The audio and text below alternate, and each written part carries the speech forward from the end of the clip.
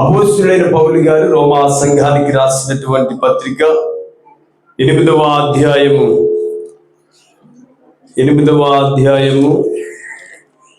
14వ వచనాన్ని ఒకసారి మనం చదువుతాం.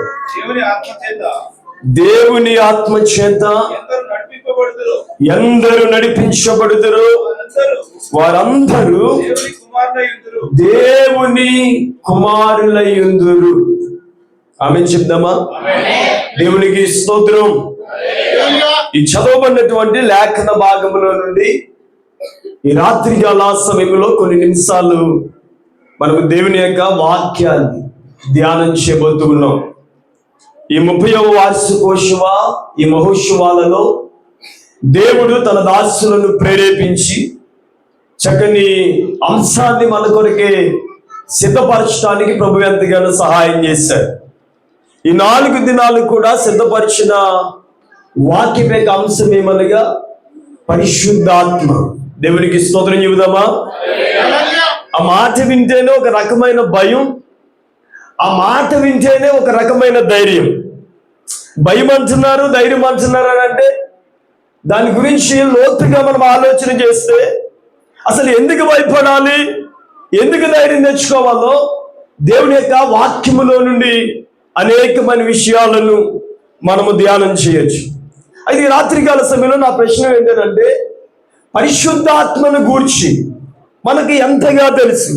మీకు ఎంతగా తెలుసు నాకైతే తెలియదు, కానీ దేవుడు నన్ను ప్రేమించి నన్ను ప్రేరేపించి నాకు తెలియపరిచిన సందేశాన్ని ఈ రాత్రికాల సమయంలో ఈ పరిశుద్ధాత్మ దేవుని గూర్చి ఒక 7 విషయాలు మీ ముందుంచడానికి నేను ప్రయత్నం చేస్తాను నాకు ఇచ్చిన సమయంలోనే. కనుక శ్రద్ధించి దేవుని యొక్క వాక్యం మీద మన యొక్క మనస్సుని నిలబడడానికి ప్రయత్నం చేద్దాం. మీరు అందరూ ఎలా చూస్తున్నారు అని అంటే, నిలబడినైనా నా యొక్క విశ్వాస ఎక్స్పీరియన్స్ వయసు లేదు, ఈయన నాకేం చెప్తాడు కదా అన్నట్టుగా చూస్తూ ఉన్నారు. కానీ మీరు ఎలా చూసినా కానీ పిలిచిన దైవజనులు మంచి ఆత్మీయులు, వారు నాకు బహు సుపరిచితులు. అయితే వారు నన్ను చూడలేదు, నేను కలిగి ఉన్న దేవుణ్ణి చూశాను. వారు నన్ను చూడలేదు, ప్రభువు నన్ను వాడుకుంటున్న విధానముని చూశాను. వారు నన్ను చూడలేదు, ప్రభువు నన్ను నడిపిస్తున్న తీరుని చూశాను. అందుకే ఈ రాత్రికాల సమయంలో మీ ఎదుట అత్యల్పునిగా దేవుని యొక్క బహుబలమైన శాసనముగా నిలవబడే కృపను పరిశుద్ధాత్మ దేవుడు నాకు ఇచ్చాడు. దేవునికి స్తోత్రం. చెప్పాలి గట్టిగా హల్లెలూయా. దేవుని ఆత్మ చేత నడిపించబడి వారందరూ దేవుని కుమారులు. దేవుని ఆత్మ చేత అనగా పరిశుద్ధాత్మ చేత. పరిశుద్ధాత్మ చేత మనం అందరం ఏం చేయబడాలనంటే నడిపించబడాలి. పరిశుద్ధాత్మ చేత మనము నడిపించబడితే మనం ఏమవుతామో తెలుసా? దేవునికి కుమారులమవుతామట. కుమారులైతే వారసులని దేవుని యొక్క వాక్యం సెలవిస్తూ ఉంది. వారసుడు ఇంటి వెలుపల ఉండడు, వారసుడు పొలములో ఉండడు, వారసుడు బయట నిలవబడడు. వారసుడు ఏం చేస్తాడో తెలుసా? లోన ప్రవేశిస్తాడు. వారసుడు యజమాని ఇంట ప్రవేశిస్తాడు. వారసుడు యజమాని ఇంట్లో నివాసం చేస్తాడు. కనుక ఈ రాత్రికాల సమయాన్ని తెలియపరుస్తున్నాను, మనము దేవుని ఆత్మ చేత నడిపించబడినట్లయితే దేవుని కుమారులుగా మార్చబడతామట. దేవునికి స్తోత్రం. హల్లెలూయా. పరిశుద్ధాత్మ చేత నడిపించబడాలి. ముందుగా పరిశుద్ధాత్మ చేత నడిపించబడాలనంటే అసలు పరిశుద్ధాత్మ అంటే ఏంటో మనకి మాట్లాడలేదు ఎవరు కూడా. హల్లెలూయా. నాకు రాత్రి నుంచి కాదు, నేను ఇక్కడికి వచ్చింది కానీ ఈ ఒక్కడే హల్లెలూయా చెప్తారు గట్టిగా. ఆయన ఏమన్నా దీనికోసం సిద్ధపరచబడ్డారు, లేదంటే మీ అందరి తరపున హల్లెలూయా చెప్పడానికి కాంట్రాక్ట్ ఏమైనా ఇచ్చేసారేమో అనిపిస్తుంది.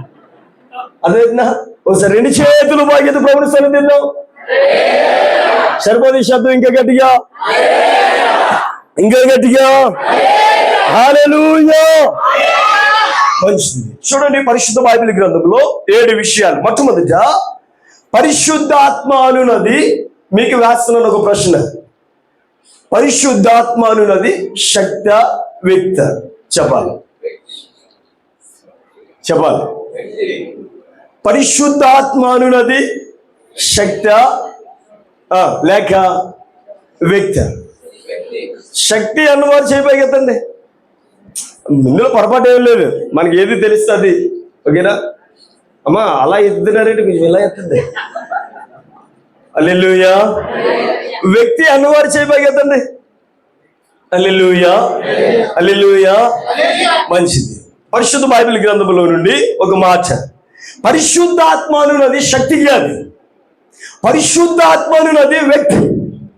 పరిశుద్ధాత్మ అనున్నది వ్యక్తి అని మీరు ఎలా చెప్పగలరు అని అంటే, మనకి ప్రామాణికం ఏమిటనంటే పరిశుద్ధ బైబిల్ గ్రంథం. దేవునికి స్తోత్రం చెప్పాలి.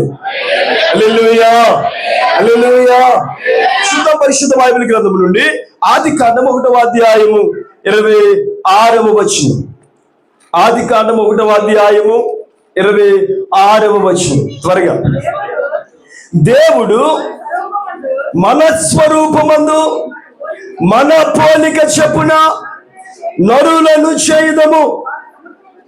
దేవునికి స్తోత్రం. హల్లెలూయా. ఒక చక్కని మాట మనం చూడగలుగుతున్నాం. ఏంటనంటే, దేవుడు మన పోలిక చొప్పున మన స్వరూపమందు, అంటే ఇక్కడ ఏమని లేదు, నా పోలిక చొప్పున అని లేదు, నా స్వరూపమందు అని లేదు. అక్కడ ఏమనుందంటే మన పోలిక చొప్పున మన స్వరూపమందు.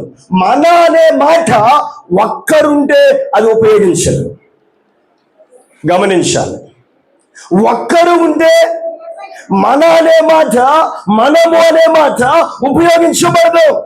ఒక్కరుంటే నా అనే మాట ఖచ్చితంగా ఉపయోగించబడతారు. మరి ఇక్కడ ఉపయోగించబడిన మాట ఏంటి?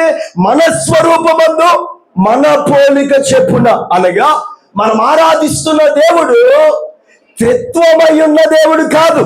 వాక్యం సెలవిస్తుంది, త్రియేకత్వమై ఉన్న దేవుడు. దేవుడికి స్తోత్రం చెప్పాలి. హల్లెలూయా, హల్లెలూయా. అంటే తండ్రి అయిన దేవుడు, కుమారుడైన దేవుడు, పరిశుద్ధాత్మయున్న దేవుడు. అంటే తండ్రి, కుమార, పరిశుద్ధాత్మ. అంటే పరిశుద్ధాత్మ అనేది వ్యక్తి అనటానికి ఈ ఆదికాండపు ప్రారంభ అధ్యాయంలోనే మనకు బహు స్పష్టముగా కనబడుతుంది. మరొక మాట నేను చూపిస్తాను. మత్తయి సువార్త 28వ అధ్యాయము 19వ వచనాన్ని కనుక మనం చదివితే అక్కడ ఈ విధంగా రాయబడి ఉంది. చదువుదామా? కాబట్టి మీరు వెళ్ళి సమస్త జనులను శిష్యులనుగా చేయుడి, తండ్రి యొక్కయు కుమారుని యొక్కయు పరిశుద్ధాత్మ యొక్కయు నామములోనికి వారికి బాప్తిస్మం ఇచ్చుచు. దేవునికి స్తోత్రం చెప్పాలి. చేతులు పైకెత్తాలి గట్టిగా. హల్లెలూయా. రాయబడిన మాట మనం చూడగలుగుతున్నాం కదా. ఏమనంటే తండ్రి యొక్కయు కుమారుని యొక్కయు పరిశుద్ధాత్మ యొక్కయు నామములలోనికనుందా లేక నామములోనికనుందా? ఏమనుంది? అందరి వెనకాల ఉన్న వాళ్ళు పలకట్లేదేంటి? ఏమనుంది? నామము లోనికి. అంటే మనం ఆరాధిస్తున్న దేవుడు త్రియేకత్వమై ఉన్న దేవుడు అనుటకు ఈ వచనము బహు స్పష్టముగా మనకి కనబడుతుంది. దానికి దైవసండిగా తెలియపరుస్తూ ఉన్నాను. మనం ఆరాధిస్తున్న దేవుడు అంటాడు, ఎక్కడ 2-3 కూడి నా నామమును ఏకీభవిస్తారో వారి మధ్యన నేను నివాసము చేస్తాను. అంటే ఆయన శక్తి కాదు, వ్యక్తి కనుక 2 కూడితే చాలు, 3 కూడితే చాలు, ఇద్దరు నీతిమంతులు కలిసి మాట్లాడుకుంటే చాలు, 3 నీతిమంతులు కలిసి మాట్లాడుకుంటే చాలు, వారి మధ్యలోనికి ఆయన ఏమొస్తాడో తెలుసా? దిగి వస్తాడు. దేవుడికి స్తోత్రం చెప్పాలి గట్టిగా. హల్లెలూయా, హల్లెలూయా. ఆయన ఏమై ఉన్నాడో తెలుసా? వ్యక్తి అయి ఉన్నాడు.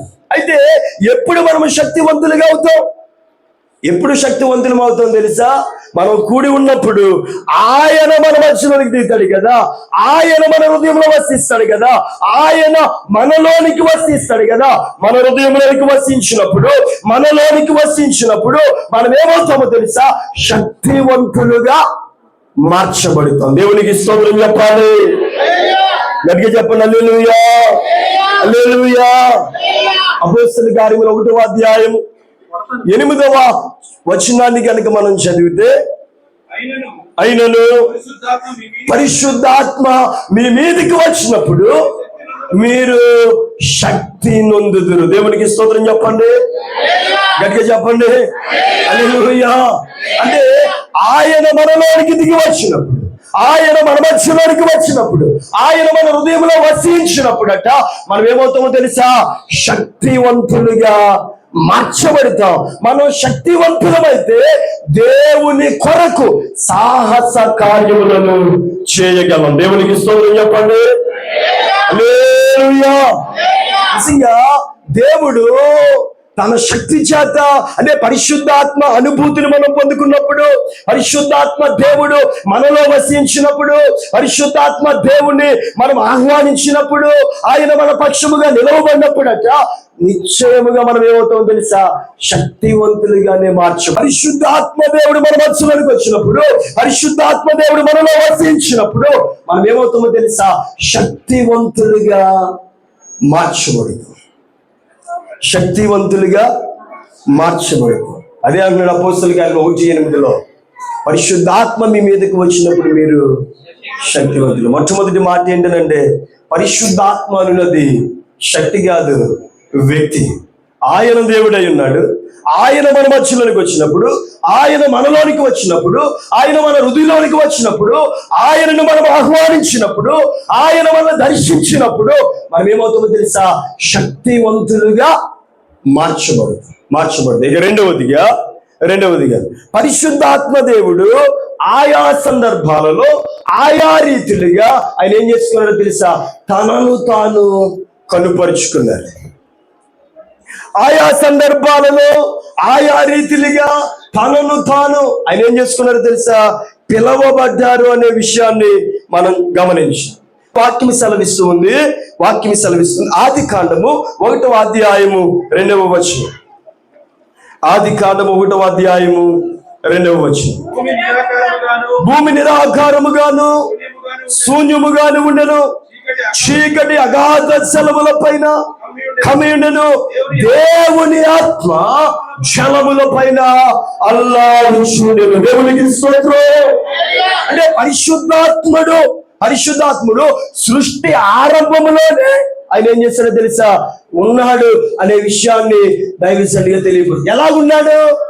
దేవుని ఆత్మ. ఎలాగా? అక్కడ పరిశుద్ధాత్మ రాయబడలేదు. ఏమని రాయబడింది? దేవుని ఆత్మ. దేవుని ఆత్మ అంటే ఎవరు? పరిశుద్ధాత్ముడు ఎలాగున్నాడు? జలముల పైన అల్లాడుచు. మరొక విషయాన్ని కనుక మనం చూస్తే వాక్యం సెలవిస్తుంది. యెషయా గ్రంథము 61వ అధ్యాయం 1వ వచనాన్ని చదవండి ఒకసారి. యెషయా గ్రంథం 61వ అధ్యాయము 1వ వచనం. ప్రభువగు యెహోవా ఆత్మ నా మీదకి వచ్చి ఉన్నది. దేవునికి స్తోత్రం. యెషయా భక్తుడు అంటున్నాడు ప్రభువగు యెహోవా ఆత్మ. ఇప్పుడు దేవుని ఆత్మన్నా పరిశుద్ధాత్ముడే, ప్రభువగు యెహోవా ఆత్మన్నా మాట్లాడాలి, అందరూ మాట్లాడాలి. హల్లెలూయా. ఇక మూడవదిగా మనం చూస్తే వాక్యం సెలవిస్తుంది. యోహాను సువార్త 14వ అధ్యాయం 16వ వచనం. నేను తండ్రిని వేడుకొందును మీ యొద్ద ఎల్లప్పుడూ ఉండుటకై ఆయన వేరొక ఆదరణకర్తను అనగా సత్య స్వరూపియగు ఆత్మను మీకు అనుగ్రహించును. దేవునికి స్తోత్రం. చూడండి, సృష్టి ఆరంభంలోనేమో దేవుని ఆత్మని పిలువబడ్డాడు. యెషయా గ్రంథంలో యెషయా ప్రవక్తలోటేమో ప్రభువగు యెహోవా ఆత్మని పిలువబడ్డాడు. ఇక్కడ యోహాను భక్తుని నోటేమో సత్య స్వరూపియగు ఆత్మ. దేవునికి స్తోత్రం చెప్పాలి. హల్లెలూయా. ఇక్కడ చాలా విషయాలు ఉన్నాయి, కానీ సమయం లేదు. దయచేసి తెలియపరుస్తున్నాను. దేవుని యొక్క వాక్యం సెలవిస్తుంది. ఇప్పుడు ఎలా పిలువబడినా ఆయన మాత్రం మాట్లాడలేదు. ఎవరు కూడా నువ్వు 4 రకాలుగా పిలువబడినా నువ్వు ఒకరే. ఆయన ఇలా పిలవబడిన ఆయా సందర్భాలలో, ఆయా సమయాలలో, ఆయా భక్తుల నోట ఆయన ఏం చెప్పాడో తెలుసా? ఆ విధముగా పిలవబడ్డారు అనే విషయాన్ని మనం ఏం చేయాలో తెలుసా? గమనించవలసిన వారమై ఉన్నామనే సత్యాన్ని దైవసరుడిగా ఈ రాత్రి కాల సమయంలో మాటలు మీకు నేను తెలియపరుస్తూ ఉన్నాను. దేవునికి స్తోత్రం చెబుదామా? హల్లెలూయా, హల్లెలూయా. ఇక మూడవది, ఇప్పుడు పరిశుద్ధాత్మ ఉన్నది శక్తి కాదు, వ్యక్తి అంటున్నారు కదయ్యా. పరిశుద్ధాత్మ యొక్క వ్యక్తిత్వ లక్షణాలేంటి? ఆయన వ్యక్తిని ఏ లక్షణాలను బట్టి మనం చెప్పగలం అని అంటే దేవుని యొక్క వాక్యం సెలవిస్తూ ఉంది. ఇవి చాలా ప్రాముఖ్యమైనవి. ఓకేనా? జాగ్రత్తగా దేవుని యొక్క మాటల పైన మన మనస్సును నిలుపుదాం. దేవునికి స్తోత్రం చెప్పండి. హల్లెలూయా, హల్లెలూయా, హల్లెలూయా. దేవునికి స్తోత్రం చెప్పాలి గచ్చి. హల్లెలూయా.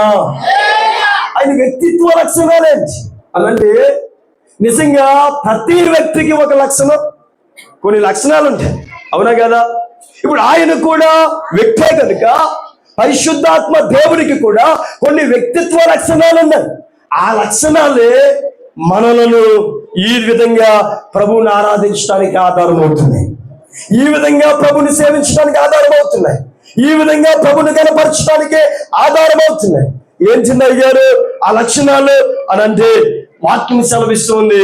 మొట్టమొదటి మనం చూడగలం పరిశుద్ధ బైబిల్ గ్రంథం నుండి రోమా పత్రిక 15వ అధ్యాయం 30వ వచనాన్ని మనం ఒకసారి చదువుతాం. రోమా పత్రిక 15వ అధ్యాయం. సహోదరులారా, అవిధేయుల చేతులలో నుండి తప్పింపబడి యెరూషలేములో ఈ పరిచర్య పరిశుద్ధులకు ప్రీతికరమగునట్లు నేను దేవుని చిత్తము వలన సంతోషముతో మీ యొద్దకు వచ్చి మీతో కలిసి విశ్రాంతి పొందినట్లును మీరు నా కొరకు దేవునికి చేయు ప్రార్థన యందు నాతో కలిసి పోరాడవలనని మన ప్రభు అయిన యేసు క్రీస్తును బట్టి ఆత్మ వలన ప్రేమను బట్టి. దేవునికి స్తోత్రం చెప్పండి. హల్లెలూయా. పరిశుద్ధాత్మ దేవుని యొక్క వ్యక్తిత్వ లక్షణాలలో మొట్టమొదటిది ఏంటనంటే ఆయన ఏం చేస్తాడో తెలుసా? మనలను ప్రేమిస్తాడు. ప్రేమించుట చెప్పండి అందరూ కూడా. ప్రేమించుట. ప్రేమల్లో చాలా రకాలు ఉన్నాయి. అదేవిధంగా ఈ లోకపరమైన ప్రేమలు ఉన్నాయి, ఇహలోక సంబంధమైన ప్రేమలు ఉన్నాయి. ఈ లోకపరమైన ప్రేమలు ఇహలోక సంబంధమైన ప్రేమను గురించి కాదు, దేవుని ప్రేమ అన్నిటికంటే శ్రేష్టమైనది. పరిశుద్ధాత్మ దేవుడు అంటూ ఉన్నాడు, మనల్ని ఏం చేస్తున్నాడో తెలుసా? ప్రేమిస్తాడట. ఏం చేస్తాడట? ప్రేమిస్తాడట. ఆయన వ్యక్తిత్వ లక్షణాలలో మొట్టమొదటి లక్షణం ఏంటంటే ప్రేమించుట. ప్రియమైన తండ్రి, ప్రియమైన తల్లి, ప్రియమైన యవనస్తుడా, ప్రియమైన యవన బిడ్డ, ఈ రాత్రికాల సమయంలో పరిశుద్ధాత్మ దేవుడు మనతో మాట్లాడుచున్న మాట, నీవు ఎవరి ప్రేమను నోచుకోలేని స్థితిలో ఉన్నావేమో. ఈ రాత్రికాల సమయంలో పరిశుద్ధాత్మ దేవుడు మనతో మాట్లాడుతూ ఉన్నాడు. ఇదిగో నేను నిన్నేం చేస్తానో తెలుసా? ప్రేమిస్తాను. ఆయన ప్రేమ అవధులు లేనిది. ఆయన ప్రేమ చాలా గొప్ప. ఆ గొప్ప ప్రేమకు భక్తులుగా మనల్ని మార్చడానికే పరిశుద్ధాత్మ దేవుడు ఈ రాత్రి స్థలములోనికి మనల్ని నడిపిస్తూ వచ్చాడు. దేవుడికి స్తోత్రం చెప్పండి. హల్లెలూయా. ఆయన ఎలా ప్రేమిస్తాడనంటే బైబిల్లో మనం చూడగలం, ఒకని తల్లి అది ఆయన ఎలా మనల్ని ప్రేమిస్తూ ఉంటాడు అనంటే ఆయన ప్రేమట అవధులు లేనిదట. ఆయన ప్రేమ చాలా గొప్పది, చాలా గొప్పదట. ఆయన ప్రేమకు అవధులు లేవు. నిజంగా ఆయన ప్రేమ ఎనలేని ప్రేమను ఆయన ఏం చేస్తారో తెలుసా? మన పక్షంగా చూపించే వాడై ఉన్నాడు. దేవుడికి స్తోత్రం చెప్పండి సరిగట్టిగా. హల్లెలూయా. చాలా సార్లు నన్ను ప్రేమించేవారు లేరు, అని చెప్పి మనం వేదన చెందుతూ ఉంటాం. ఎవరు ప్రేమించినా ప్రేమించకపోయినా పరిశుద్ధాత్మ దేవుడు మనల్ని ప్రేమించి తన హక్కున చేర్చుకుంటాడనే విషయాన్ని ఈ రాత్రికాల సమయంలో ప్రభు మనకి తెలియపరుస్తూ ఉన్నాడు. దేవునికి స్తోత్రం. హల్లెలూయా. ఆయన ప్రేమ దుఃఖంలో నిన్ను ధైర్యపరుస్తుంది. ఆయన ప్రేమ ఒంటరిగా ఉన్న నీకు భరోసానిస్తుంది. ఆయన ప్రేమ నీవు నిరుత్సాహంతో పడి ఉంటే నీకు ఉత్సాహమునిస్తుంది. ఆయన ప్రేమ నిన్నేం చేస్తుందో తెలుసా? ఏది సాధించలేను అని నీవు పడి ఉంటే దేనినైనా నీవు సాధించగలవని చెప్పి నేనేం చేస్తుందో తెలుసా? పురుకొల్పేదే దేవుని యొక్క ప్రేమ ఉన్నది. దేవునికి స్తోత్రం చెప్పండి. హల్లెలూయా.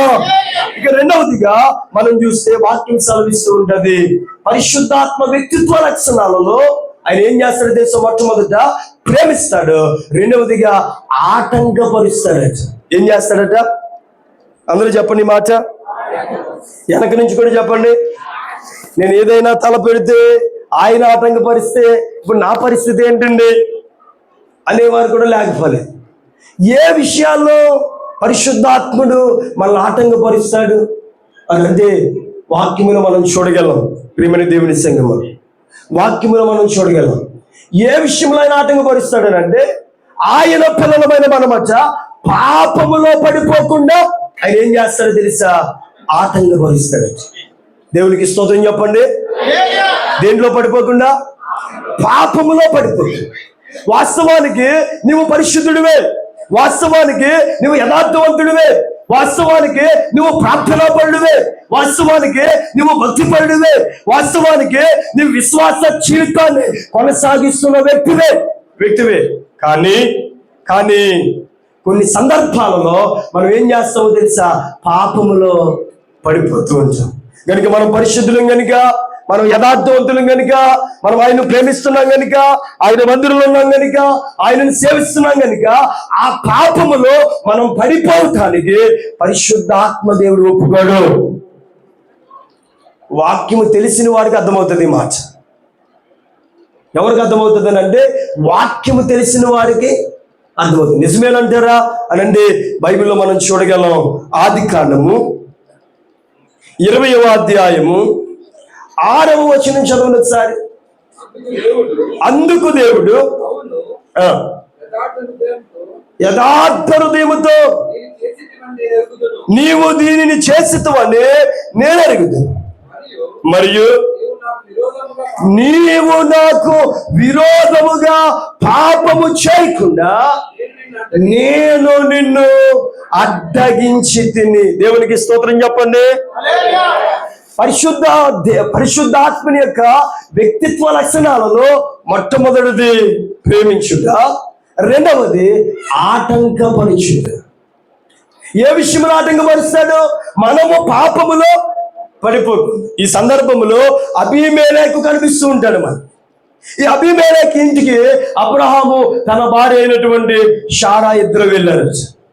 ఏ పరిస్థితులు వెళ్ళారనంటే కష్టకాలం ముందు వెళ్ళారు. వెళ్ళే ముందర వీళ్ళు ఒక కమిట్మెంట్ అయ్యారు. ఏమయ్యారు? నీవేమో నా సహోదరి అని చెప్పు, నేనేమో నీ అన్న అని నేను చెప్తాను. ఎలాగనికి ఎక్కడికి వెళ్ళారనంటే అబీమెలెకు ఇంటికి వెళ్ళారు. ఈ అబీమెలెకు ఇంటికి వెళ్ళిన వెంటనే ఇతడు ఎప్పుడైతే సహోదరి అని అన్నాడో అబీమెలెకు అనుకున్నాడంట, ఆమెకి జీవితం ఇద్దాం, ఆమెకి లైఫ్ ఇద్దాం, ఆమెకి భరోసాగా నిలబడదాం, ఆమెని భారీగా చేసుకుందాం అన్న ఆలోచన కలిగిన వాడే ఏం చేశాడో తెలుసా? ఆమెను తన ఇంటికి పిలిపించాడు. పిలిపిస్తే ఇంతలో పరిశుద్ధాత్మ దేవుడు ఈ అబీమెలెకుతో మాట్లాడుతూ ఉన్నాడు. ఏమని?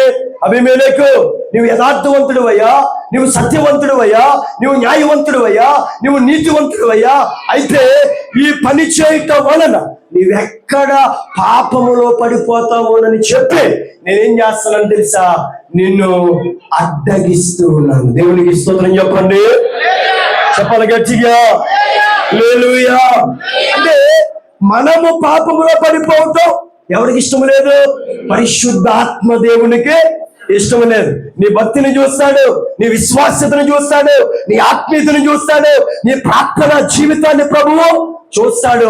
నీవు పాపములో పడిపోవుట ఆయనకి ఇష్టము కాదు కనుక నువ్వెక్కడైతే పడిపోతున్నావో అక్కడ పడిపోకుండా అడ్డగించి ఆ పాపపు స్థితి నుండి నిన్నేం చేస్తాడో తెలుసా? పరిశుద్ధాత్ముడు బయటికి తీసుకొస్తాడు.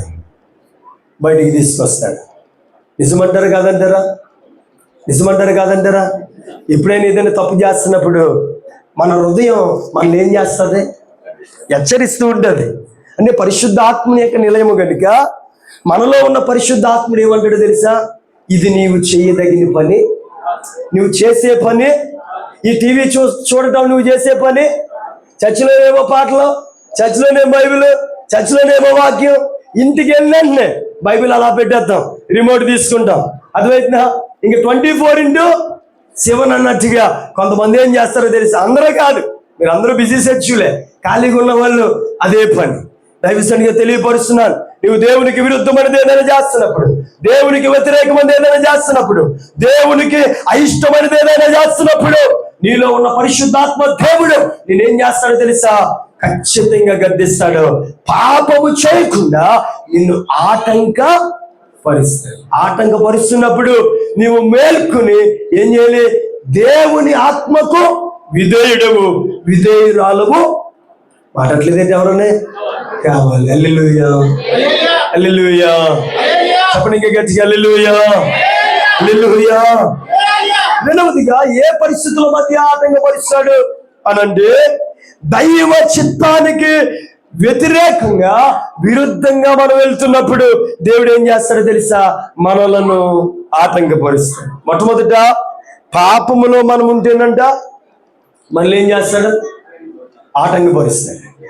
రెండవదిగా దేవునికి విరుద్ధంగా మనం జీవిస్తున్నప్పుడు ప్రభు మనల్ని ఏం చేస్తాడో తెలుసా? పరిశుద్ధాత్ముడు మనలను ఆటంకపరుస్తాడు. యోనా అని అందరూ అయ్యో చాలా గట్టిగా చెప్పారు. మీ శబ్దం వింటే నా చెవులు మారుమోగిపోతున్నాయి. హల్లెలూయా అని అందరూ కూడా యోనా. ఓకేనా? ఈ యోనా గారు దేవుని యొక్క వాక్కును అందుకున్నాడు. దేవుని యొక్క వర్తమానం అందుకుని నినివే పట్టణమునికి వెళ్ళి ఆ వార్తను ప్రకటించాలి. కానీ ఇది ఏం చేశాడో తెలుసా? దేవుని మాట విన్నాడు, వార్తను విన్నాడు, వార్తను భుజాన్ని వేసుకున్నాడు. కానీ వెళ్తూ ఉండగా తన మనస్సు మారిపోయింది. తన మనస్సు మారి అతను వెళ్ళవలసిన ప్రాంతానికి వెళ్లకుండా మరొక ప్రదేశానికి అతను బయలుదేరి వెళ్తూ ఉన్నాడు. అతను వెళ్తున్నప్పుడు అది దేవుని చిత్తమా, దేవుని చిత్తమునికి విరుద్ధమా? మాట్లాడలేదు ఎవరనే. దేవుని చిత్తమునకు వెనకాల బాల్కనీ మీద కూర్చున్న వాళ్ళు మాట్లాడారు. ఓకేనా? దేవుని చిత్తమునకు విరుద్ధం. దేవుని చిత్తమునకు విరుద్ధం కనుక వాక్యం సెలవిస్తూ ఉంది. యోనా గ్రంథము 1వ అధ్యాయము 4వ వచనములో మనం చూడగలం. అయితే యెహోవా సముద్రము మీద పెద్ద గాలి పుట్టింపగా సముద్రమందు గొప్ప తుఫాను రేగి వాడ బద్దలైపోవు గతి వచ్చెను. దేవునికి స్తోత్రం చెప్పండి. హల్లెలూయా. నువ్వు పాపము చేస్తూ ఉంటే నేను అడ్డుపడతాడు, ఆటంకపరుస్తాడు. రెండవది వాక్యం సెలవిస్తుంది, దేవుని చిత్తమునకు వ్యతిరేకమైనది నీ మనసులో గాని, నీ మదిలో గాని, నీ తలంపులలో గాని, నీ ఆలోచనలో గాని ఏర్పడితే నీ ప్రయాణములకు గాని, నీ తలంపులకు గాని ఆయన ఏం చేస్తాడో తెలుసా? అడ్డుపడతాడు. ఇక మూడవదిగా మనం ఆలోచన చేస్తే వాక్యం సెలవిస్తుంది, దేవుని మహిమను దొంగిలించే సమయంలో కూడా దేవుడు ఏం చేస్తాడో తెలుసా? ఆటంకపరుస్తాడు. పరిశుద్ధాత్మని యొక్క వ్యక్తిత్వ లక్షణం ఇది. ప్రేమిస్తాడు. రెండవదిగా ఆటంకపరుస్తాడు. అంటే నువ్వు పాపం చేస్తూ ఉంటే చూస్తూ ఊరుకోడు. దేవుని చిత్తానికి వ్యతిరేకంగా బ్రతుకుతూ ఉంటే ఆయన చూస్తూ ఊరుకోడు. మూడవదిగా ఆయనకు చెందవలసిన మహిమను నీవు దొంగిలిస్తూ ఉంటే ఆయన చూస్తూ ఊరుకోడు.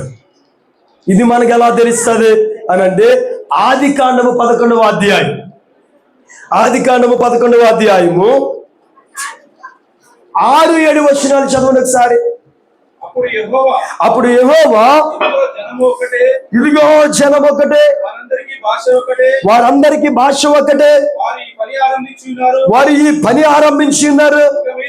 ఇక మీద వారు చేయదలచిన ఏ పని అయినను చేయకుండా వారికి ఆటంకమేమయుడు గనుక మనము దిగిపోయి వారిలో ఒకని మాట ఒకరికి తెలియకుండా అక్కడ వారి భాషను తారుమారు చేయదము రండని అనుకుని దేవుడికి స్తోత్రం చెబుదామా.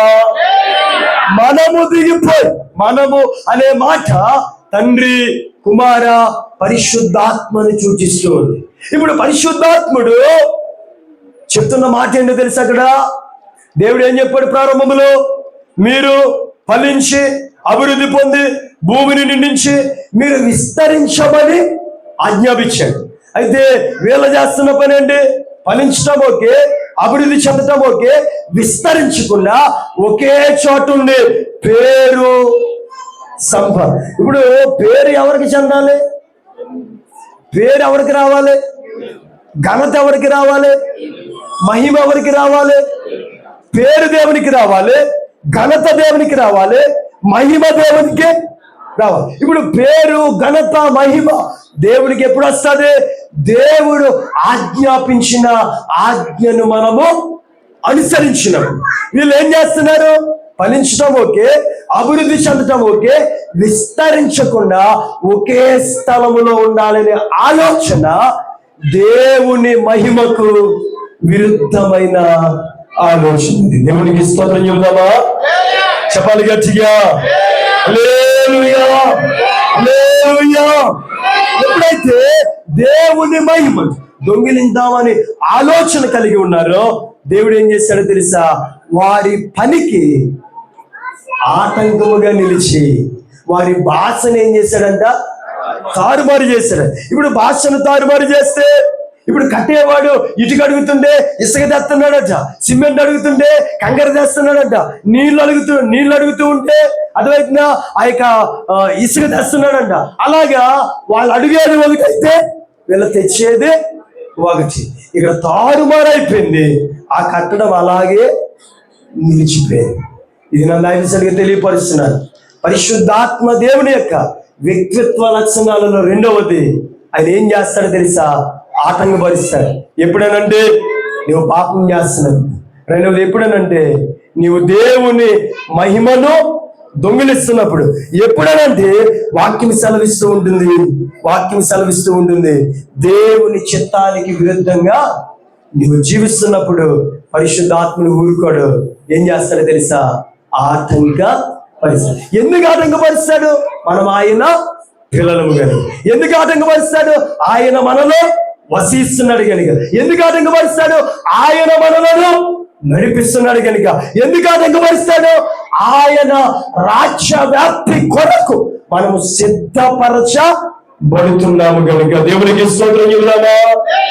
చెప్పండి గట్టిగా, మరి దగ్గరగా. మూడవదిగా ఆయన వ్యక్తిత్వ లక్షణాలలో ఆయన ఏం చేస్తాడో తెలుసా? మన పక్షముగా విజ్ఞాపన చేస్తాడు. అంటే మొట్టమొదట ప్రేమిస్తాడు, రెండవదిగా ఆటంకపరుస్తాడు, మూడవదిగా ఏం చేస్తాడు? విజ్ఞాపన చేస్తాడు. వాక్యంలో మనం చూడగలం.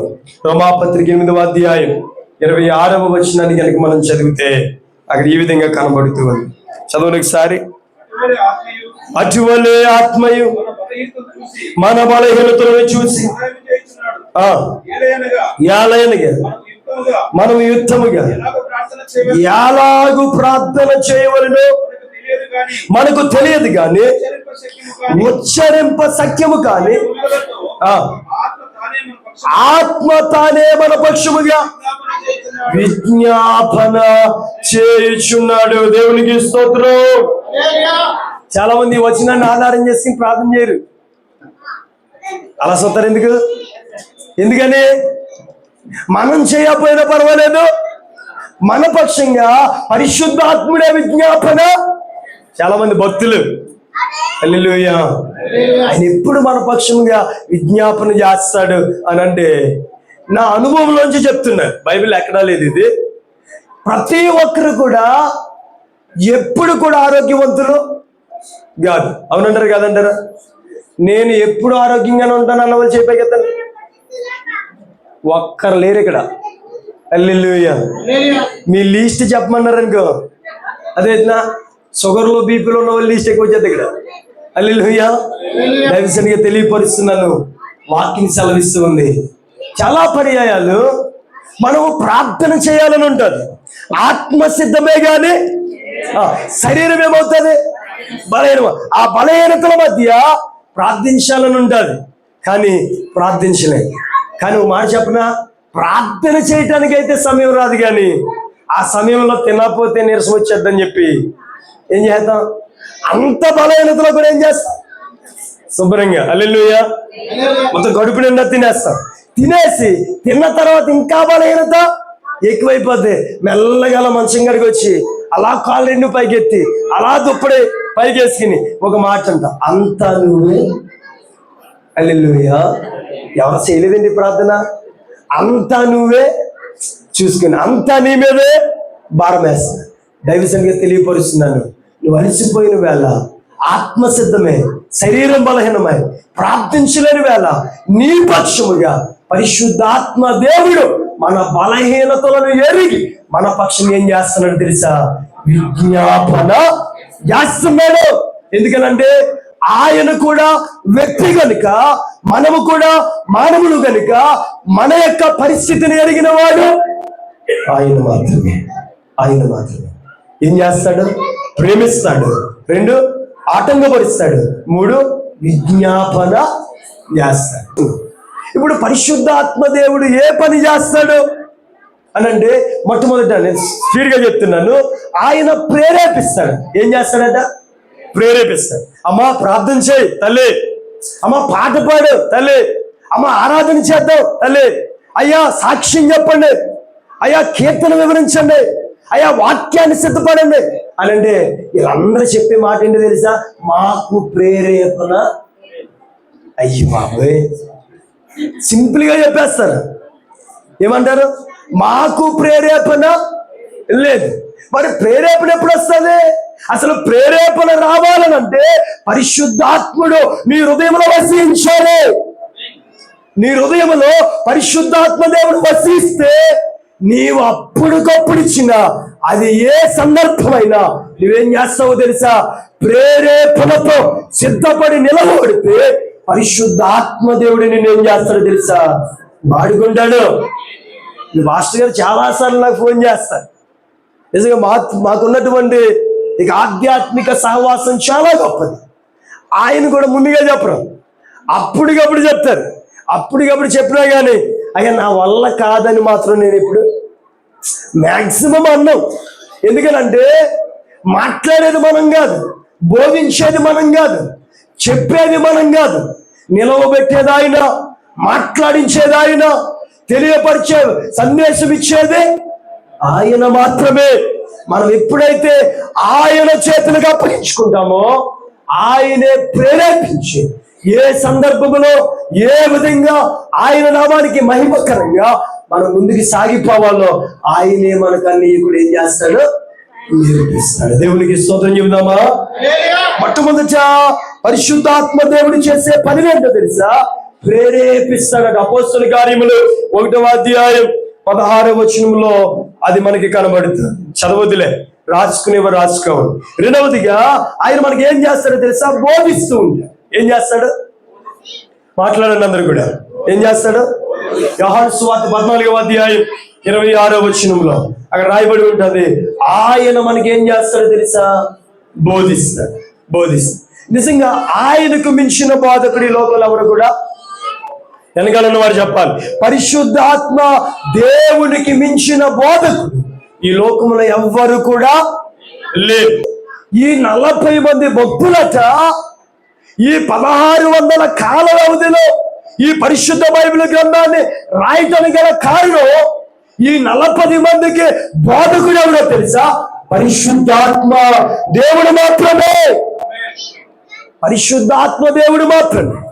వారు జీవించిన కాలం ఒకటి కాదు, వారు జీవించిన సందర్భం ఒకటే కాదు, వారి వృత్తి ఒకటే కాదు, వారి జ్ఞానం ఒకటే కాదు, వారు నిలవబడిన స్థలాలు ఒకటే కావు. కానీ వారి రాసిన విధానం మాత్రం హల్లెలూయా. వాక్యం చెప్తే మాట్లాడరు మీరు. హల్లెలూయా, హల్లెలూయా, హల్లెలూయా, హల్లెలూయా. చూడండి, 1600 సంవత్సరాల కాల వ్యవధిలో 40 మంది భక్తుల చేత పరిశుద్ధాత్మ దేవుడు ఒక భక్తుడి తర్వాత ఒక భక్తుడు రాస్తే ఆ భక్తునికి ఈ భక్తునికి మధ్య ఎన్ని సంవత్సరాల కాల వ్యవధి వచ్చినా బోధకుడు ఎవరో తెలుసా? పరిశుద్ధాత్మ దేవుడు కనుక ఆ వ్యక్తిని ఇతను చూడకపోయినా, ఆ వ్యక్తిని ఇతను చూడకపోయినా ఒకేలాగా రాయబడ్డారు. అది పరిశుద్ధ బైబిల్ గ్రంథం యొక్క గొప్పతనమై ఉన్నది. దేవునికి స్తోత్రం చెప్పండి. హల్లెలూయా, హల్లెలూయా. అంటే రెండవదిగా ఆయన ఏం చేస్తాడనంటే బోధిస్తూ ఉంటాడు. ఏం చేస్తాడు? బోధిస్తాడు. మనము ఏ సందర్భంలో ఎక్కడ ఏ విధంగా మాట్లాడాలో మనకి తెలియదు, కానీ నిలవబడేది మనమైతే మాట్లాడేది ఆయన మాత్రమే. మాట్లాడేది ఆయన మాత్రమే, ఆయన మాత్రమే. తర్వాత మూడవదిగా అందులో ఆయన ఏం చేస్తాడో తెలుసా? వాదిస్తూ ఉంటాడు. ఏం చేస్తాడు? వాదిస్తూ ఉంటాడు. ఆయన వాదించడం ఏంటండి అని అనుకోవచ్చు. బైబిల్ ఒక మాట ఉంది, ఆదికాండము 6వ అధ్యాయము చదవండి 3వ వచనం. ఆదికాండం 6వ అధ్యాయం 3వ వచనం. అప్పుడు యెహోవా నా ఆత్మ నరులతో ఎల్లప్పుడూ వాదించు, వారు తమ అక్రమ విషయములో దేవునికి స్తోత్రం ఎల్లప్పుడూ వారితో వాదించదు అని అంటే అంతకుముందు ఏం చేశాడు? ఆయన వాదిస్తూ ఉన్నాడనే కదా దాని అర్థం. అంటే పరిశుద్ధాత్మ దేవుడు మన పక్షంగా ఏం చేస్తాడో తెలుసా? వాదిస్తూ ఉంటాడు. అందుకే నేను అంటాను, మనం మౌనంగా ఉంటే మన పక్షంగా ఆయన ఏం చేస్తాడో తెలుసా? కార్యములు జరిగించేవాడు ఉన్నాడు. దేవునికి స్తోత్రం చెప్పండి. హల్లెలూయా. తర్వాత అందులో ఆయన ఆదరించేవాడిగా ఉన్నాడు. 5వదిగా సహాయం చేసేవాడిగా ఉన్నాడు. 6వదిగా పాపమును గూర్చి, నీతిని గూర్చి, తీర్పును గూర్చి ఒప్పింప చేయువాడై ఉన్నాడట. దేవునికి స్తోత్రం చెప్పండి. ఎలా ఉన్నాడంట? ఆదరించేవాడు. ఎలాగ ఆదరిస్తాడు? ఒకని తల్లి, ఇందాక చెప్పారు కదా, ఒకని తల్లి వాడిని ఆదరి. నిజంగా ఎంత గొప్ప విషయం ఏంటంటే, ఎవరికైనా ఏదైనా ప్రమాదం జరిగిందనుకో, చుట్టుపక్కల అందరూ కూడా తెలిసిన వాళ్ళు అనుకో, వాళ్ళందరూ వచ్చి వాళ్ళు ఆదరిస్తున్నారనుకో, వాళ్ళు ఆదరిస్తున్నారనుకో, అస్సలు ఆగరు. వారి కుటుంబీకులు అందరూ వచ్చారనుకో, అయినా ఆగరు. కానీ వాళ్ళ తల్లి వచ్చి ఇలా పట్టుకుంటే చాలు ఏం చేస్తారు తెలుసా? నెమ్మది పొందుతారు. నిజంగా మనం ఆరాధిస్తున్న దేవుడు ఎంత గొప్పవాడు తెలుసా? ఎన్ని చూపించడానికి రిఫరెన్స్లు ఉన్నాయి, కానీ సమయం లేదు. ఆయన ఆదరించేవాడు, రెండవది తర్వాత సహాయం చేసేవాడు, తర్వాత చివరిగా అందులో ఆయన చేయు పనుల్లో చివరి మాట ఏంటి తెలుసా? ఇది ఒకసారి చదువుదాం. ఒకసారి సమూయేలు 2వ యోహాను 16వ అధ్యాయం, యోహాను సువార్త 8వ వచనం చదువు. యోహాను సువార్త 16వ అధ్యాయం 8వ వచనం. ఆయన వచ్చి పాపమును గూర్చియో, నీతిని గూర్చియో, తీర్పును గూర్చియో లోకమును ఒప్పుకున్న చేయుడు. దేవునికి స్తోత్రం చెప్పాలి గట్టిగా. హల్లెలూయా. ఆయన చేసే పనులలో నేను రాసుకున్న ప్రకారం ఇది ఎన్నోదనంటే 6వది. అంటే ఆయన చేసే పనుల్లో ఆయన ఏం చేస్తాడు? పాపమును గూర్చి, నీతిని గూర్చి, తీర్పును గూర్చి ఆయన ఏం చేస్తాడో తెలుసా? ఒప్పింపజేస్తాడు. నీవు నీ పాపాన్ని విడిచిపెట్టి పరిశుద్ధంగా జీవించి ఇక్కడికి వచ్చావు. అటువైపున నీవు నీతిమంతునిగా మార్చబడ్డావు. అటువైపున నీవు తీర్పులోనికి వెళ్ళక జీవపు పునరుద్ధారంలోనికి వెళ్ళబోతున్నావు. దానికి గల కారణం ఏంటో తెలుసా? పరిశుద్ధాత్మ దేవుడు నీ పాపమును ఒప్పింప చేశాడు. ఏం చేశాడట? ఒప్పింప చేశాడు. చాలాసార్లు చాలా మందిని మనం అడుగుతాం, అయ్యా దేవుని మందిరానికి రండి అని, పాపాన్ని విడిచిపెట్టండి, వ్యసనాలు విడిచిపెట్టండి, జోదం విడిచిపెట్టండి, చెడు పనులు విడిచిపెట్టండి, అక్రమ సంబంధాలు విడిచిపెట్టండి, పాపాన్ని విడిచిపెట్టండి, దేవునికి హేయమైన పనులు విడిచిపెట్టండి. కానీ చెప్పటం మన వంతు, వినటం వారు వంతు, కార్యరూపము దాల్చేది అలాగే పని చేసేది పరిశుద్ధాత్మ దేవుడు. ఆయన ఒప్పింప చేయలేనిదే ఏ ఒక్కరు కూడా ఒప్పుకోలేదు. దావీదు అనందరూ కూడా నేను గట్టిగానమ్మా, హల్లెలూయా. దావీదు దగ్గరికి నాతాను ప్రవక్త వెళ్ళాడు. మనందరికీ తెలుసు కదా సందర్భం. ఈ నాతాను ప్రవక్తలో కథ చెప్పాడు. ఆ కథ చాలా బాగుంటారు. అయితే కథ అంతా విన్న తర్వాత ఆగ్రహము గలవాడే లేచిపోయాడు సింహాసనం నుంచి. లేచి అన్నాడు, ఆ వ్యక్తి ఎవడో, ఆ వ్యక్తి మరణములకు పాత్రుడు అన్నాడు. వెంటనే ఒక్క నిమిషం కూడా, నాకు తెలిసి 1 సెకండ్ కూడా ఆలస్యం చేయకుండా ఈ నాతాను ప్రవక్త చెప్పాడు. ఏమన్నా తెలుసా? ఆ మనుష్యుడేవో, దేవునికి స్తోత్రం, ఆ మనుష్యుడేవో నీవే. అంటే ఆత్మచేత నింపబడిన దేవుని ప్రవక్త ఎప్పుడైతే వెళ్ళి రాజు ఎదుట తన పాపమును గురించి బయలుపరిచాడో, పరిశుద్ధాత్మ దేవుడే దీన్ని బయలుపరిచాడని చెప్పి దావీదు ఏం చేశాడో తెలుసా? తన పాపమును ఒప్పుకుని విడిచిపెట్టాడు. దేవునికి స్తోత్రం. పరిశుద్ధాత్మ దేవుడు చేసే పనేంటో తెలుసా? పాపముని గూర్చి, నీతిని గూర్చి, తీర్పును గూర్చి ఆయన ఏం చేస్తాడంట? ఒప్పింప చేస్తాడు. దేవునికి స్తోత్రం చెప్పండి. హల్లెలూయా, హల్లెలూయా, హల్లెలూయా చేస్తారు. మనుషులు అంటే మొట్టమొదట పరిశుద్ధాత్మ దేవుని విషయంలో మనుషులు దుఃఖపరుస్తూ ఉన్నారంట. ఏం చేస్తారంట? అందరూ చెప్పండి మాట. మనం ఏం చేయకూడదు? పరిశుద్ధాత్మ దేవుని, పరిశుద్ధాత్మని ఏం చేయకూడదు? పరిశుద్ధాత్మని ఏం చేయకూడదు? ఆయన పనులేమో విభిన్నంగా ఉన్నాయి. ఆయన పనులేమో మనల్ని ప్రేరేపించేవిగా ఉన్నాయి, మనకి బోధించేవిగా ఉన్నాయి, మన పక్షంగా వాదించేవిగా ఉన్నాయి, మనల్ని ఆదరించేవిగా ఉన్నాయి, మనకి సహాయం చేసేవిగా ఉన్నాయి, మన పాపాన్ని ఒప్పింపజేసేవిగా ఆయన పనులుంటే, మనుష్యుడు ఆ పరిశుద్ధాత్మ దేవుని విషయంలో చేస్తున్న పని ఏంటో తెలుసా? మొట్టమొదట మనుషుడు ఏం చేస్తున్నాడంట? పరిశుద్ధాత్మ దేవుణ్ణి దుఃఖపరుస్తూ ఉన్నాడంట. ఏం చేస్తున్నాడంట? ఇది మాట్లాడండి గట్టిగా. ఏం చేస్తున్నారట? దుఃఖపరుస్తూ ఉన్నారట. నిజంగా ఆయనలో ఉన్న వ్యక్తిత్వ లక్షణాలు, ఆయన పనులు మన విషయంలో ఆలోచన చేస్తుంటే ఇప్పుడు మనం ఎలా ఉండకూడదు? పరిశుద్ధాత్ముని దుఃఖపరిచే వారిగా ఉండకూడదు. మన విషయంలో పరిశుద్ధాత్మ దేవుడు దుఃఖపరచబడకూడదు. బైబిల్లో మనం చూస్తే వాక్యం సెలవిస్తూ ఉంటది. ఎఫెసీ పత్రిక 4వ అధ్యాయం 30వ వచనాన్ని చదవండి ఒకసారి. ఎఫెసీ పత్రిక 4వ అధ్యాయం 30వ వచనం. దేవుని పరిశుద్ధాత్మను దుఃఖపరచుకుడి. దేవునికి స్తోత్రం. అంటే మనుషులు ఏం చేస్తారట? పరిశుద్ధాత్మ దేవుని దుఃఖపరుస్తూ ఉన్నారు. మనం ఏం చేయకూడదు? దుఃఖపరచుకుని. ఎప్పుడు దుఃఖపడతాడు? దేవునికి విరుద్ధమైన పనులు చేస్తున్నప్పుడు. ఎప్పుడు ఆయన దుఃఖపడతాడు? మన నిమిత్తమే దేవుని నామము అన్యజనుల ఎదుట దూషించబడుతున్నప్పుడు ఆయన నామం ఏమవుతుందంట? దుఃఖపరచబడుతుంది.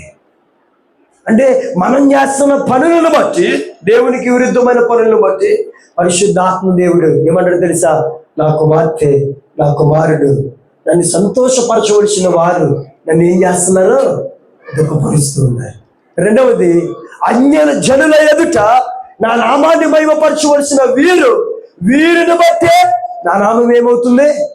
దుఃఖపరచబడుతూ ఉందని చెప్పి మన విషయంలో ఆయన ఏం చేస్తున్నాడు తెలుసా? వేదన చెందుతూ ఉన్నాడు. కనుక మనం ఏం చేయకూడదు? ఆయనను దుఃఖపరిచే వారిగా ఉండకూడదు. దేవునికి స్తోత్రం చెప్పండి. హల్లెలూయా, హల్లెలూయా. రెండవదిగా మనుషులు ఏం చేస్తున్నారు తెలుసా? ఎదిరిస్తూ ఉన్నారు. ఏం చేస్తున్నారు? దేనిని ఎదిరిస్తూ ఉన్నారు? పరిశుద్ధాత్మని ఎదిరిస్తున్నారు. అసలు పరిశుద్ధాత్మ దేవునికి మనం ఎదురు. ఇప్పుడు మనం జన్మనిచ్చిన పిల్లలు కనుక వాళ్ళకి 5-6 సంవత్సరాలు 7 సంవత్సరాలు వచ్చాయనుకో, అదేనా వాళ్ళ కనుక మనకి ఎదురు ఏదైనా ఒక మాట చెప్పారనుకో, వెంటనే మనకి ఏం అవుతుంది? అరికాల నుంచి వచ్చేస్తుంది లేదా? నాకు 7 సంవత్సరాల అబ్బాయి ఉన్నాడు, 5 సంవత్సరాల పాప ఉంది. ఓకేనా? ఆడు కూతున్నాడు, అదేనా ఆడు కొంచెమే ఉంటాడు, కానీ ఏదైనా అడిగితే ప్రతిదానికి క్వశ్చన్ మార్క్ వేస్తాడు, దాన్ని స్వీకరించడు. అటువంటి టైంలో నాకు అనిపిస్తాడు తండ్రిగా, వీడు ఎప్పుడు ప్రశ్నిస్తూనే ఉంటాడా, చెప్పేదేది వీడ. అంటే ఎదురించేవారిగా ఉండకూడదు, స్వీకరించేవారిగా మనము ఉండాలి. దేవునికి స్తోత్రం చెప్పండి. హల్లెలూయా. వాక్యం సెలవిస్తూ ఉంటది. అపోస్తల కార్యములు 7వ అధ్యాయం 51వ వచనం. అపోస్తల కార్యములు 7వ అధ్యాయము 51వ వచనం చదువుదాం ఒకసారి. ముస్కరులారా, హృదయములను చెవులను దేవుని వాక్యములకు లోబరచనొల్లని వారులారా, మీ పితరుల వలె మీరును ఎల్లప్పుడూ పరిశుద్ధాత్మను ఎదురించుచున్నారు. అంటే దేవుడే మాట్లాడుతూ ఉన్నాడు. ఏమని? మూల పితరులట పరిశుద్ధాత్మని ఏం చేశారంట? ఎదిరించాలి. పితరులనగా ఇశ్రాయేలు, పితరులనగా దేవుని ప్రజలు దేవుని ఆత్మను ఎదిరించి వారు ఎలా మిగిలిపోయారో తెలుసా? ముస్కరుల్లాగా మిగిలిపోయారు, అవివేకుల్లాగా మిగిలిపోయారు, అవిశ్వాసుల్లాగా మిగిలిపోయారు, దేవుని నామాన్ని అవమానపరిచే వారిగా మిగిలిపోయారు. ఎందుకు? దేవుని ఆత్మను ఎదిరించుటను బట్టి. కనుక మనము దేవుని ఆత్మను ఎదిరించే వారిగా ఉండకూడదు. దేవునికి స్తోత్రం. దయచేసి ఏదైనా మాట్లాడుతూ ఉన్నాడు అనుకో, మీరు అనుకోవచ్చు పాస్టర్ గారే ఈ దినాన్న ఈ మాట నా కోసం చెప్పారు. కానీ నేనంటాను, పరిశుద్ధాత్మ దేవుడే నీ కోసం తన దాసునిలో నుండి నీతో మాట్లాడాడు. నువ్వు స్వీకరిస్తే లోబడినట్టు, స్వీకరించక ఇది నా కోసమే, నన్ను ఉద్దేశించే నాకు ఈ విషయాన్ని తెలియపరిచారు, ఇది నా కోసమే చెప్పారు అని దైవజనుని మాటకు ఎదురు చెప్తే నీవు పరిశుద్ధాత్ముని ఎదిరించినట్లే. దేవునికి స్తోత్రం చెబుదామా? హల్లెలూయా.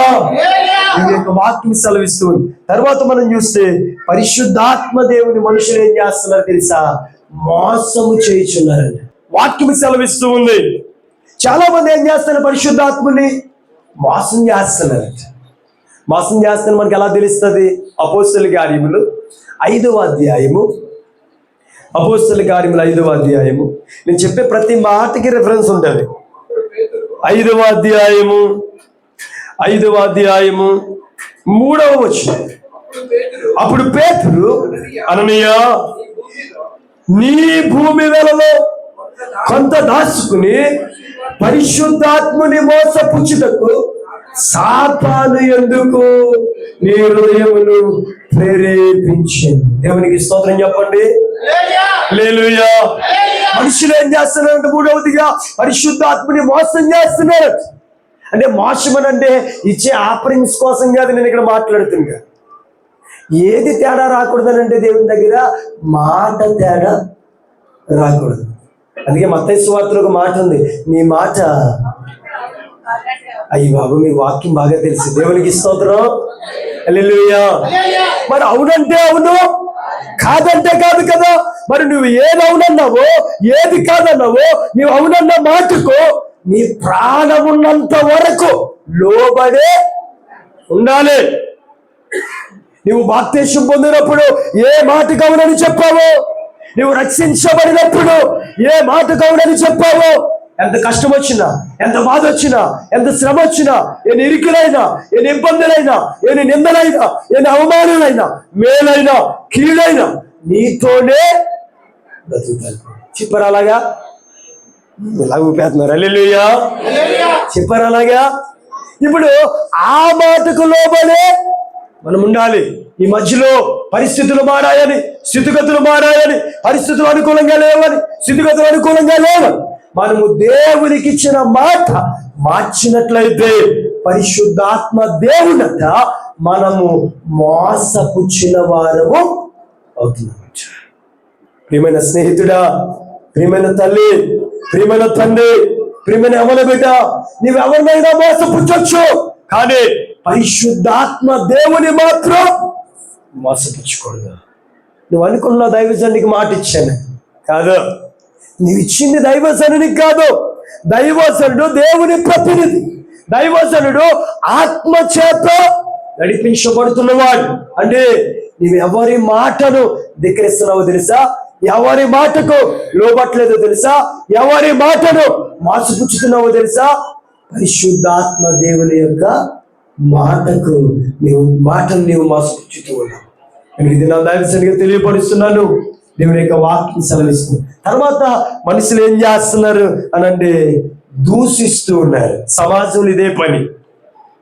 ఇప్పుడు సమాజంలో ఇదే పరిశుద్ధాత్మనంటే గట్టిగా చప్పలు కొట్టడం కాదు, పరిశుద్ధాత్మనంటే ఆర్భాటంగా కేకలు వేయటం కాదు, డ్రమ్స్ ప్లే చేస్తే వచ్చే ఉద్యమం పరిశుద్ధాత్మ కాదు. అలా చేసి కూడా కొంతమందికి దోషలకు కారకులుగా నేడు సంఘాలు మారిపోతూ ఉన్నాయి. అవునంటారా కాదంటారా? మనల్ని బట్టి పరిశుద్ధాత్ముడు ఏం చేయబడకూడదు, ఏం చేయబడకూడదు, దూషించబడకూడదు. నీకు ఆత్మలో ఆనందం ఉంటే గొంతులే, నీకు ఆత్మలో ఆనందం ఉంటే నువ్వు ఎగిరి గొంతులే, కేకలే. అదే ఆర్భాటంగా ఆరాధించు, నువ్వు రహస్యంగా ఆరాధించు, నువ్వు తలుపు వేసుకుని ఆరాధించు, నువ్వు మందిరములు ఆరాధించు. అందరికీ నువ్వు ఆరాధించే విధానం కనుపరుచుకోవలసిన అవసరమో లేదు. అది నీకును దేవునికి మధ్య వ్యక్తిగత ఆధ్యాత్మిక సంబంధమైంది. దేవునికి స్తోత్రం చెబుదామా? హల్లెలూయా, హల్లెలూయా. దావీదు అనందరూ, దావీదు ఒబేదేదోము ఇంట్లో నుంచి ఏం పట్టుకొస్తున్నాడు? హల్లెలూయా, హల్లెలూయా. ఈ మందస్థాన్ని పట్టుకొస్తున్నప్పుడు అంట యాజకులట ఆర్భాటం చేస్తున్నారు, యాజకులట బోరలో ఊదుతూ ఉన్నారు. ఈ ఆర్భాటము చేస్తున్న వేళ, ఈ బోరలు ఊదుతున్న వేళ ఈ దావీదు ఆత్మచేత దేని చేత నింపబడ్డాడు? అందరూ చెప్పండి, దేని చేత? ఆత్మచేత నింపబడ్డాడు. ఈ ఆత్మచేత నింపబడి పరవశుడై అతడు తనను తాను మరిమరిచి దేవుణ్ణి ఆరాధిస్తూ ఉన్నారు. ఒకవేళ నీ పక్కనున్న వారు ఆ అనుభూతిని పొందుకున్నారా? ఆరాధిస్తూ ఉన్నారా? నీవు చూడకో, నీవు పొందుకుంటే పొందుకో, లేకపోతే పట్టించుకోకు, విడిచిపెట్టే. కానీ వారిని చూసి దూషించిన, వారిని చూసి హేళన చేసిన, నువ్వు ఎవరినైనా దూషించవచ్చు, నువ్వు ఎవరినైనా హేళన చేయొచ్చు, కానీ పరిశుద్ధాత్మని మాత్రం నువ్వేం చేయకూడదట, దూషించకూడదు. బైబిల్లో ఒక మాట ఉంది, సమూయేలు గ్రంథము 2వ సమూయేలు గ్రంథం 6వ అధ్యాయం 22వ వచనంలో దావీదు భార్య అనగా సౌలు కుమార్తె దావీదును చూసి తన మనస్సులో హీన పరుచుకునేను అనే మాట ఉండదు కదా. దేవుడికి స్తోత్రం చెబుదామా? హల్లెలూయా, హల్లెలూయా. చూడండి, ఎప్పుడైతే ఆ పని ఆమె చేసిందో, అంటే అవమానపరిచిందో, దూషించిందో, తగిన శాస్తి కూడా అక్కడ జరిగినట్లుగా మనం చూడగలం. 22వ వచనం చదివితేనంట ఆమె గర్భము మూయబడిను. ఎవరితో ఆటలాడకూడదు? హల్లెలూయా. మాటట్లేదు ఎవరు? ఎవరితో ఆటలాడకూడదు? ఎందుకని? మనుషులు ఏం చేస్తున్నారు? దుఃఖపరుస్తున్నారు. మనుషులు ఏం చేస్తున్నారు? ఎదురిస్తూ ఉన్నారు. మనుషులు ఏం చేస్తున్నారు? మోసం చేస్తూ ఉన్నారు. మనుషులు ఏం చేస్తున్నారు? దూషిస్తూ ఉన్నారు. కనుక దేవుని పిల్లలుగా మనము కూడా మనుషులమే, కానీ మనము దేవుని ఆత్మచేత నడిపించబడుచున్న వారు కనుక మనము మాత్రం ఏం చేయకూడదు? దుఃఖపరచకూడదు, ఎదిరించకూడదు, మోసం చేయకూడదు, మత్తయి సువార్త 12వ అధ్యాయం 31-32 వచనాలు కనుక చదివితే అక్కడ ఒక చక్కని మాట రాయబడి ఉంది. కాబట్టి నేను మీతో చెప్పినదేమనగా, మనుషులు చేయు ప్రతి పాపమును దోషణయు వారికి క్షమింపబడును గాని ఆత్మ విషయమైన దోషణకు పాప క్షమాపణ లేదు. దేవునికి స్తోత్రం. హల్లెలూయా. ఇప్పుడు దేనికి క్షమాపణ లేదంటే, పరిశుద్ధాత్మ దేవుని గూర్చినటువంటి, అక్కడ ఇంకా 32వ వచనం ముందుకు చదివితే, పరిశుద్ధాత్మకు విరోధముగా మాటలాడు వానికి ఈ యుగమందైనను రాబోవు యుగమందైనను పాప క్షమాపణ లేదా. సీరియస్ గా చెప్తున్నారు. మనుషులు దూషిస్తూ ఉన్నారు, మనుషులు మోసం చేస్తూ ఉన్నారు, మనుషులు ఎదురిస్తూ ఉన్నారు, మనుషులు ఏం చేస్తున్నారో తెలుసా, దుఃఖపరుస్తూ ఉన్నారు. కానీ దేవుని పిల్లలుగా మనము పరిశుద్ధాత్మని దుఃఖపరచకూడదు, ఎదిరించకూడదు, మోసం చేయకూడదు, దూషించకూడదు. తర్వాత చివరి మాట చెప్తే ముగిస్తాను. చివరి మాట ఏంటంటే, పరిశుద్ధాత్మతో నడిపించబడితే ఏ విధంగా మన జీవితాలు ఉంటాయి. ప్రారంభ వచనం ఒకటి చదివాం. దేవుని ఆత్మ చేత ఎందరూ నడిపించబడుదురు. దేవునికి స్తోత్రం చెప్పండి అందరూ. సరే గట్టిగా చెప్పండి. హల్లెలూయా. చూడండి, దేవుని ఆత్మ చేత ఎందరూ నడిపించబడుదురు. చివరిగా ఈ మాట చెప్పి నేను ముగిస్తాను. దేవుని ఆత్మ చేతనగా పరిశుద్ధాత్మ చేత నడిపించబడే వారి జీవితాలు ఏ విధంగా ఉంటాయి? ఎందుకు పరిశుద్ధాత్మ కొరకు బోధించమని ప్రభు తన దాసులను ప్రేరేపించారనంటే, పరిశుద్ధాత్మ చేత నీవు నడిపించబడితే నీ జీవితం ఏ విధంగా ఉంటుందో తెలుసా? బెసలేలు వలె ఉంటుంది. ఏ విధంగా ఉంటుంది? బెసలేలు అని చెప్పండి అందరూ. బెసలేలు ఎవరు? హల్లెలూయా, హల్లెలూయా. మొత్తం మీద కొన్ని స్టార్లు ఉన్నాయి ఇక్కడ, అవి కవర్ చేస్తున్నా మిగతా అన్నట్లు. దేవునికి స్తోత్రం. హల్లెలూయా. నిజంగా బెసలేలు దేని చేత నింపబడ్డాడంట? పరిశుద్ధ ఆత్మ చేత నింపబడ్డాడు. నువ్వు పరిశుద్ధాత్మ చేత నింపబడితే, పరిశుద్ధాత్మ చేత నడిపించబడితే, బెసలేలు ఎలాగైతే మందిరపు ఉపకరణములు చేయటానికి ఆ భాగ్యాన్ని సంపాదించాడు, నీవు కూడా దేవుని ఆత్మ చేత నడిపించబడే వ్యక్తి అయితే దేవుని మందిరంలో ప్రథమ స్థానాన్ని ప్రభు నీకు ఇస్తాడు. హల్లెలూయా, హల్లెలూయా. చాలా మంది ఆశిస్తారు, నా పిల్లలు పాటలు పాడితే బాగుండు. చాలా మంది ఆశిస్తారు, నా పిల్లలు పరిచర్య చేస్తే బాగుండు. చాలా మంది ఆశిస్తారు, నా పిల్లలు ఆరాధన చేస్తే బాగుండు. చాలా మంది ఆశిస్తారు, నా పిల్లలు కూడా వాక్యము చెప్తే బాగుండు. నేనే ఆశిస్తూ ఉంటాను, దేవుని నామ మహిమ కొరకు సాక్షిగా నేనుంటే బాగుండని.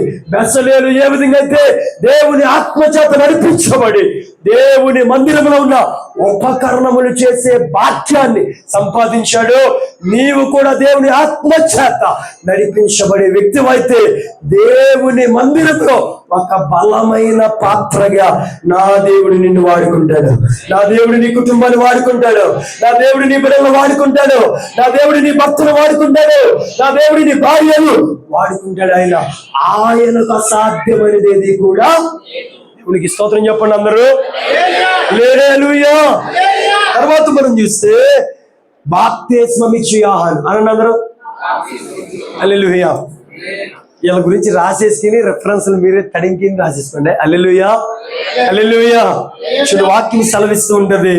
ఈ బాప్తిస్మం ఇచ్చు యోహాను ఆయనకు ముందుగా మార్గాన్ని సిద్ధపరిచే భాగ్యాన్ని సంపాదించాడు. నిజంగా బైబిల్లో ఒక మాట ఉంటది, బాప్తిస్మం ఇచ్చు యోహానంట ఏలియా యొక్క ఆత్మ. అందరూ చెప్పండి అమ్మా, అందరూ చెప్పండి మీ మాట. ఏలియా యొక్క ఆత్మ కలిగిన వాడు. దేవునికి స్తోత్రం. రాత్రి కూడా దాని జ్ఞాపకం చేశాడు. ఏలియాలో ఉన్న ఆత్మ పరిశుద్ధాత్మ అయితే, పరిశుద్ధాత్మ ఆ పరిశుద్ధాత్మ రెండు పాల ఆత్మ ఎలీషాను తాకింది. ఎలీషా ఎంత ప్రభావితుడయ్యాడు. ఇప్పుడు ఎలీషాయే అంత ప్రభావితుడైతే ఏలియా ఆత్మను కలిగిన ఈ బాప్తిస్మం ఇచ్చే యోహాను ఇంకెంత ఆత్మ ప్రభావముతో నడిపించబడుతున్నాడు. అందుకే కదా ఆయనకు ముందుగా మార్గాన్ని సిద్ధపరిచే ఆధిక్యత బాప్తిస్మం ఇచ్చే యోహానుకు వచ్చింది. పాస్టర్ గారు ఇక్కడికి రాకమునిపే ఇవన్నీ ఇక్కడ ఏం చేయాలి? సిద్ధపరిచే వ్యక్తిగా మారిపోవాలి. ఎప్పుడు అలా మారుతావు? ఆత్మచేత నడిపించబడుతున్నప్పుడు. వెనకకు లాగే ఆత్మలు ఉన్నాయి, నిద్ర ఆత్మలు ఉన్నాయి, దురాత్మలు ఉన్నాయి, ఆటంకపరిచే ఆత్మలు కూడా కొన్ని ఉన్నాయి. అదే నా దేవునికి వ్యతిరేకమైన ఇవి ఎటువంటి అంటే వాళ్ళు రారో వచ్చేవాళ్ళే, వాళ్ళు చెయ్యరో చేసేవాళ్ళే, వాళ్ళు ఎవరో ఇచ్చేవాళ్ళే, వారు ప్రభు కొరకు నిలవబడే వారిని కొన్ని ఉంటాయి, కొన్ని గుంపులు. అర్థమైనా చెట్టు అంతా బాగానే ఉంటుంది, కానీ ఎక్కడో దిక్కున చెదపుట్ట కూడా హల్లెలూయా మాటట్లేదు. హల్లెలూయా హల్లెలూయా తెలియపరుస్తున్నాను. బాప్తిస్మం ఇచ్చే యోహాను వలె మార్గమును సిద్ధపరిచే వారిగా మనము మారిపోవాలి. తర్వాత జకరియా వలె దేవుని ప్రత్యక్షతను పొందుకునే వారిగా ఉండాలి. తర్వాత శిష్యుల వలె దేవుని కొరకు మనము మన్నింపబడాలి. పేతురు వలె బహుధైర్యము గలవారిగా మారిపోవాలి. శపరు వలె దేవదూతల ప్రత్యక్షతను మనము చూడాలి. చివరిగా పౌలు వలె ప్రభు దర్శనం చూసే భాగ్యాన్ని మనము సంపాదించాలి. అపోస్తుల కార్యంలో స్పష్టంగా రాయబడుతుంది. అపోస్తులైన పౌలు గారినంట పరిశుద్ధ ఆత్మదేవుడు దర్శించేను అని. దేవుడికి స్తోత్రం. హల్లెలూయా. ఆయన ఆత్మ చేత నడిపించబడే ప్రతి ఒక్కరు, బెసలేలైనా కావచ్చు, బాప్తిస్మం ఇచ్చి యోహానైనా కావచ్చు, పేతురైనా కావచ్చు, అక్కడ చూసినట్లుగా శిష్యులైనా కావచ్చు, అక్కడ చూసినట్లుగా వాక్యములో మనం చూడగలుగుతూ ఉన్నాం. ఆ స్టెఫెన్ అయినా కావచ్చు, పౌలు గారైనా కావచ్చు, జకరియా అయినా కావచ్చు, వారు దేవుని కొరకు గొప్ప కార్యములు చేయగలిగారు. కనుక ఆయన ఆత్మ చేత మనం నడిపించబడుదుముగా.